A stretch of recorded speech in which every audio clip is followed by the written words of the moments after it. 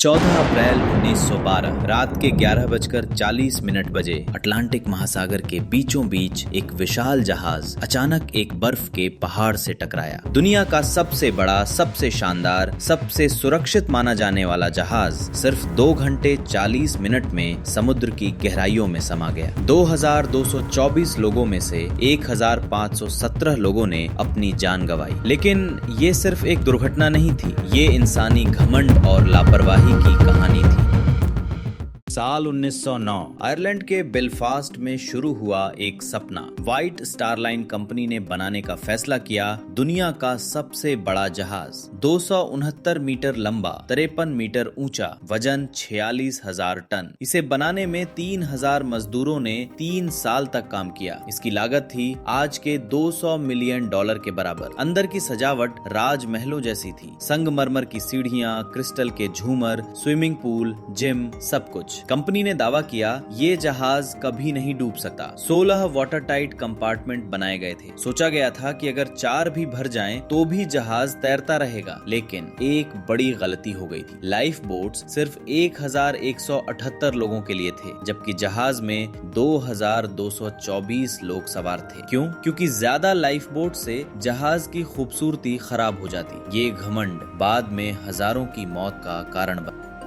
10 अप्रैल 1912 Titanic ने अपनी पहली यात्रा शुरू की। साउथहैम्पटन से न्यूयॉर्क तक 7 दिन का सफर। जहाज पर थे अमीर व्यापारी, हॉलीवुड के सितारे, यूरोप के अमीरजादे और 3rd क्लास में गरीब मजदूर जो अमेरिका में नई जिंदगी की तलाश में थे। सबसे अमीर यात्री था जॉन जैकब एस्टर, जिसकी संपत्ति आज के $140 बिलियन थी। कप्तान एडवर्ड स्मिथ, अनुभवी नाविक। ये उनकी आखिरी यात्रा थी रिटायरमेंट से पहले। 14 अप्रैल पूरे दिन टाइटैनिक को मिली 6 चेतावनियां। आगे बर्फ के पहाड़, खतरा। लेकिन कप्तान स्मिथ ने रफ्तार कम नहीं की। क्यों? क्योंकि उन्हें जल्दी थी न्यूयॉर्क पहुंचने की। रिकॉर्ड तोड़ने की होड़ थी। जहाज 22 नॉट्स की रफ्तार से भाग रहा था, बर्फीले पानी में, अंधेरी रात में। रेडियो ऑपरेटर जैक फिलिप्स इतने व्यस्त थे यात्रियों के निजी संदेश भेजने में कि उन्होंने चेतावनियों को गंभीरता से नहीं लिया।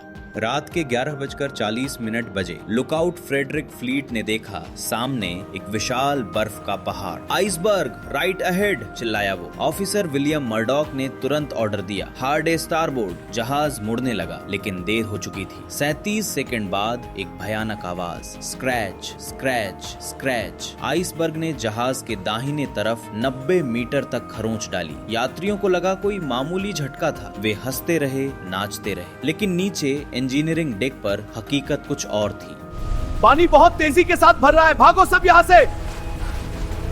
पानी तेजी से भर रहा था 6 कंपार्टमेंट में। मुख्य डिजाइनर थॉमस एंड्रूज ने गणना की जहाज को 2 घंटे ज्यादा से ज्यादा। कप्तान स्मिथ हैरान रह गए। डूबने वाला जहाज डूब रहा था। रात 12:15 बजे भेजा गया पहला SOS सिग्नल। हमें तुरंत मदद चाहिए, हम डूब रहे हैं। सबसे नजदीकी जहाज कार्पेथिया 58 मील दूर। पहुंचने में 4 घंटे लगेंगे। जान बचाने की लड़ाई। 12:45 पहली लाइफ बोट उतारी गई। लेकिन एक चौंकाने वाली बात, उसमें सिर्फ 28 लोग थे, जबकि 65 की क्षमता थी। क्यों? क्योंकि लोगों को अभी भी विश्वास नहीं हो रहा था कि जहाज डूब सकता है। कई यात्रियों ने बोट में बैठने से मना कर दिया। जहाज ज्यादा सुरक्षित है। लेकिन धीरे धीरे जब जहाज का अगला हिस्सा पानी में डूबने लगा, तब सच्चाई समझ आई। यहाँ एक कड़वी सच्चाई सामने। 1st क्लास के यात्रियों को पहले बचाया गया। 3rd क्लास के यात्री जो जहाज के सबसे नीचे थे, उनके दरवाजे बंद कर दिए गए थे। नियम है, बोला गया उन्हें। सैकड़ों गरीब परिवार फंस गए उन संकरी गलियारों में।